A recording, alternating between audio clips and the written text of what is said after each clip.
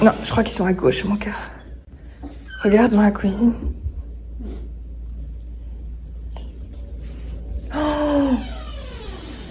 Oh. Il y a l'autre là-dedans. Mais il veut faire une sauce de lutin, une sauce magique de lutin. Oh le pauvre, il est coincé. Oh, les bras. Hello hello, on est le 23 décembre, j'ai littéralement 2 minutes avant de partir au boulot, mais je voulais pas partir au boulot sans ouvrir ma dernière case du calendrier d'avant. C'est ma dernière case le 23 parce que j'ai commencé le premier et qu'elle m'a fait, que Rosalie, donc du pop-up Emily, m'a fait un calendrier de 12 cases. Donc la voici, la voilà, c'était la deuxième plus grande case après les coussins. Et je mise soit sur une boîte de Noël vide, soit une boîte avec du thé, vu que ça a un son un peu métallique. Je prendrai un petit peu plus après plus posé, mais là j'ai vraiment pas beaucoup de temps. Et j'ai pas envie de rater mon train. Oh non, c'est un... En plus au début je me suis dit, je pense que c'est un mug. J'aurais adoré que ce soit un mug, mais ça fait pas un bruit de mug, ça fait plus un bruit métallique. Mais non. Oh, je suis trop contente. En fait, je me suis avoir parce que c'est comme si c'est pas un mug, c'est un mug plutôt en étain, c'est comme ça qu'on l'appelle. Ça fait pas un bruit de mug, voilà, très solide. Et du coup j'ai pensé que c'était une boîte. Mais dans mon cœur j'espère que c'est un mug, même si une boîte de Noël c'était trop beau aussi, hein. J'aurais été très contente aussi. Mais celui-là, j'avais trop flashé dessus et Céline d'ailleurs, le poulet comme l'encre l'a acheté. J'avais méga flashé dessus, je le trouve tellement beau et gigantesque en plus. Ah, je suis trop contente, j'ai bien fait de me garer cette case pour aujourd'hui. Je suis donc en train de marcher vers la gare parce qu'aujourd'hui je vais à pied. J'avais dit à mon chéri parce qu'en fait il a besoin de ma voiture. Parce qu'il doit prendre Sensa et qu'on va Sensa dans ma voiture. Que ça dépendait de la météo, parce que déjà ça dépend si j'ai le temps, parce que je m'étais préparée beaucoup plus vite. Et la météo, puisqu'il drachait à mort, c'était la tempête, et hier il y avait tellement de vent. Donc voilà. Mais du coup voilà, aujourd'hui dernier jour de boulot sur place, avant de partir. Enfin, je travaille cette semaine, mais aussi mardi et vendredi, mais je serai en télétravail. Et aujourd'hui on fait un petit apéro entre collègues, du coup ça va être très chouette. Ça va être une chouette ambiance. Et semaine prochaine, comme je vous ai dit, je suis en congé, sauf le lundi matin. Voilà. Avec tous mes sacs, ça me fait mal de vous tenir. Voilà, c'était pour faire un petit coucou. Et je vous reprends tout à l'heure pour vous parler de mes lectures en cours, etc.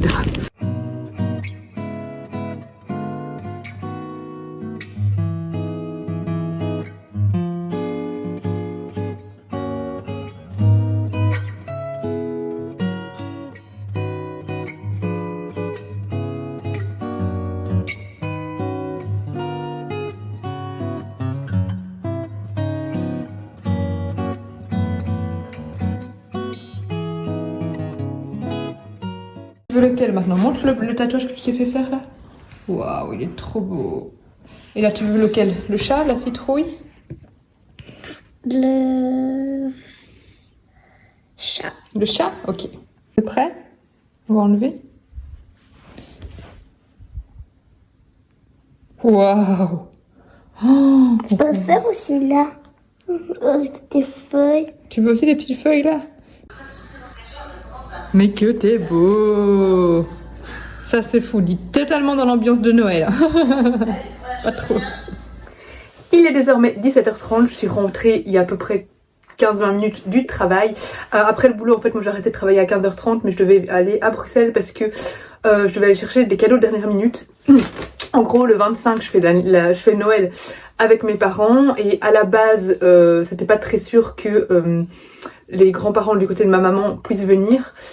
Et finalement ils viennent et normalement à la base on faisait pas de cadeaux parce que eux entre eux ils font Noël le 24 déjà et ils font un Secret Santa, mais finalement ma mamie a fait les cadeaux, donc voilà, j'ai été vite acheter des petits cadeaux du coup. Mais par contre à Bruxelles c'était noir de monde, c'était voilà, et je devais acheter des cartes Pokémon aussi pour la filleule de Bruno parce que Enzo doit offrir un petit cadeau à ses cousins, entre enfants cousins. Ils se font un petit cadeau, ils sont piochés un Secret Santa et donc il lui a pris les cartes Pokémon. Enfin, je suis allée lui prendre les cartes Pokémon. Donc voilà, mais clairement trop de monde. Je ne voulais pas rester plus longtemps dans Bruxelles, c'est sûr et certain. Sinon aujourd'hui c'était trop fun. On était du coup plusieurs collègues à travailler cette semaine et du coup à venir sur place aujourd'hui pour faire un petit apéro de Noël et c'était très chouette. Et en plus l'après-midi a été finalement très fun puisque on s'est retrouvé avec une souris. Il y a une petite souris mais toute petite, toute mignonne, hein, mais qui déambulait dans les couloirs et le jeu c'était un peu de la voir passer et à un moment J'ai un collègue qui est à côté de moi, sur le bureau à côté, et je le regarde, et puis d'un coup je suis là, oh, il y a la souris à tes pieds. Et puis du coup il recule, et il avait un espèce de repose-pied en dessous de son bureau, et je dis ah elle est en dessous du repose-pied. Et moi j'enlève le repose-pied, je la vois pas, elle a dû partir dans le trou parce que juste derrière il y avait un trou où il y a des câbles qui passent et du coup il y a un faux plafond en dessous et c'est de là que viennent les souris. Du coup je repose le repose-pied et je dis elle doit être partie là, je soulève le repose-pied et là il y a la souris qui débarque vers moi, je fais un cri, mais un cri. Je crois que tout le monde dans les bureaux m'a entendu. C'était juste trop drôle, bref, c'était la petite anecdote du jour, mais c'était très fun aujourd'hui.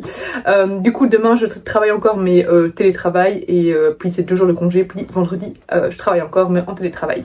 Avant de parler lecture, hier, on a regardé un très chouette film avec Bruno, on a regardé Le Train des enfants. Qui est une adaptation d'un roman que je n'ai pas lu. À la base je voulais pas le regarder parce que quand j'ai vu l'image sur Netflix, moi je pensais que ça allait parler de déportation d'enfants dans des camps, dans la guerre 40-45. Et puis en fait c'est Candice, donc Gilbertine Bruxelles, qui m'en a parlé au goûter littéraire hier avec François, et elle m'a dit que c'était un très beau film et pas du tout larmoyant, etc. Du coup j'ai regardé, en fait ça parle pas du tout de déportation d'enfants durant la guerre 40-45, rien à voir.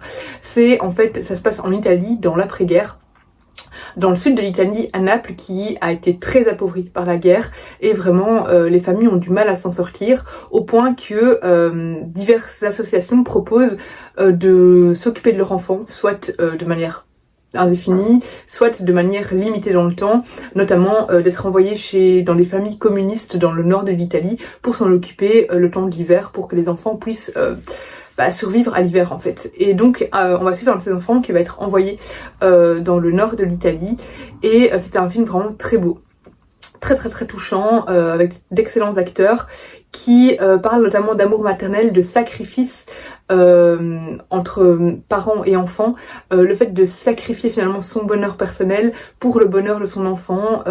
La mère je l'ai trouvée souvent très égoïste et j'ai pas toujours aimé son caractère, mais en même temps je la comprenais par certains, voilà, je pouvais la comprendre. Je vais pas vous dire pourquoi parce que je vais pas vous spoiler le film. Je pouvais la comprendre sur certains de ses choix, mais ils n'étaient pas acceptables malgré tout. Mais bref, c'était vraiment un magnifique film que je vous conseille vivement. Franchement, n'hésitez pas à aller le regarder, il est disponible sur Netflix. Du coup, je suis à la page 126 de The Christmas Tree Farm, qui est donc c'est un livre qu'on va beaucoup passer pour le moment de Laurie Gilmore. On a beaucoup vu passer de Pumpkin Spice Café. Moi je l'avais déjà vu l'année passée, mais c'est cette année qui passe beaucoup sur les réseaux. De Pumpkin Spice Café, c'était Steph de Kitty qui avait organisé une lecture commune autour de ce roman l'année passée, et je l'avais abandonné 50 pages avant la fin, et je pense que le fait d'avoir entrecoupé ma lecture a fait que j'étais pas dedans en fait dans le roman, et du coup j'avais pas envie d'y retourner, et c'est pour ça que je l'ai jamais fini, parce qu'en soi c'était pas horrible comme lecture. Je pense pas que je l'aurais abandonné si je l'avais lu d'une traite, mais je sais pas, j'avais pas envie, et là je l'ai donné à Sarah parce que j'ai pas envie de le relire spécialement. Du coup celui-là je le lis d'une traite. Alors clairement ce sera pas le livre de l'année, il y a pas mal de clichés, il y a des petites choses qui m'énervent dans les descriptions des personnages. En fait ici on s'y attend, hein, il va y avoir une romance, on le sait dès le début, hein, c'est lancé dès le début. On va suivre 2 personnages, c'est Kira et Bennett, non c'est pas Bennett, comment il s'appelle? Oui, Bennett, Kira et Bennett. Kira, elle a acheté sur un coup de tête une ferme donc qui élève des sapins. Qui élève des sapins, c'est pas ça, qui fait pousser des sapins dans le but de les faire acheter à Noël. Et elle l'a vraiment fait sur un coup de tête, elle n'y connaît rien, elle s'en sort pas trop, et en plus elle est assez détestable, elle est assez antipathique, voilà. Donc elle a pas trop donné envie aux gens de visiter sa ferme. Et on suit Bennett qui vient visiter sa sœur qui est la propriétaire du Pumpkin Spice Café qu'on a découvert dans le tome d'avant, mais ça peut se lire complètement de manière indépendante. Il vient visiter sa sœur, donc le but c'est d'être là pour plus ou moins 1 mois, et on va un peu l'envoyer dans une mission. Les villageois, c'est pas un village, c'est aux États-Unis. Les habitants de cette petite ville envoient Bennett un peu faire une mission en disant toi t'es un étranger un peu à notre ville, donc tu es neutre, donc on peut t'envoyer toi mener l'enquête, parce qu'en fait autour de cette ferme que Kira a acheté, c'est Kira, Kira a acheté, il y a tout un mystère de trésors cachés, voire cadavres cachés, on sait pas trop, qui aurait été caché par l'ancien propriétaire. Kira, elle est pas du tout au courant de ce truc, et donc lui il a envoyé, mais il veut pas du tout, hein, il a vraiment été poussé par les habitants, et voilà, c'est entre eux que va se développer une romance, hein, sans doute. C'est assez sympa, j'aime beaucoup l'ambiance en fait, c'est l'ambiance qui est très appréciable de se retrouver dans cette ville animée par Noël, dans cette ferme finalement aussi où il y a plein de sapins, etc. On a les odeurs, on a le chocolat chaud, on a vraiment une ambiance enveloppante. Mais par contre, je trouve que la romance entre les personnages déjà est très attendue, mais en plus elle est lourde, parce que dès le début, ils se plaisent, mais ils font semblant, enfin voilà, ça part un peu de manière conflictueuse du fait que Kira est assez antipathique, et dès qu'ils se regardent, ils parlent du physique l'un de l'autre, c'est-à-dire qu'on peut pas avoir un moment où ils se regardent l'un l'autre sans se dire oh là là, j'ai envie de l'embrasser, oh là là, son physique, oh là là, ses jambes, oh là là, ses cuisses, oh là là, oh mon dieu, ouais, ça c'est un peu lourd. Mais sinon voilà, je passe un très bon moment, malgré ces descriptions sans fin sur le physique l'un de l'autre. C'est sympa, c'est un petit livre de Noël sympathique. Voilà, donc ce soir je vais continuer ça, on va peut-être regarder un film, je ne sais pas encore. Mais j'aimerais bien arriver à la page 150, voire 200 aujourd'hui. Je vous tiens au courant de toute manière.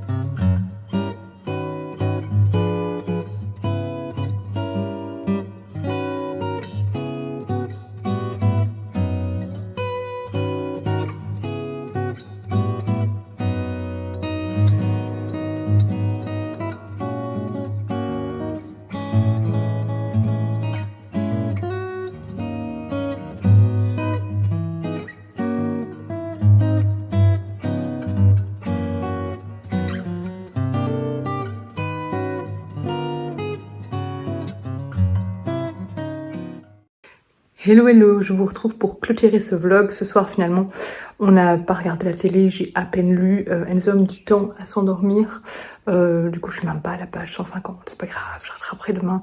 Et puis c'est une lecture parfaite aussi pour le jour de Noël, pour le 25. Donc voilà, j'ai lu mon chapitre du jour de Secret Santa et puis on a emballé tous les cadeaux de Noël comme vous avez pu le voir. Et j'avais envie d'avancer dans mon puzzle, donc j'ai bien avancé, je vais vous montrer là.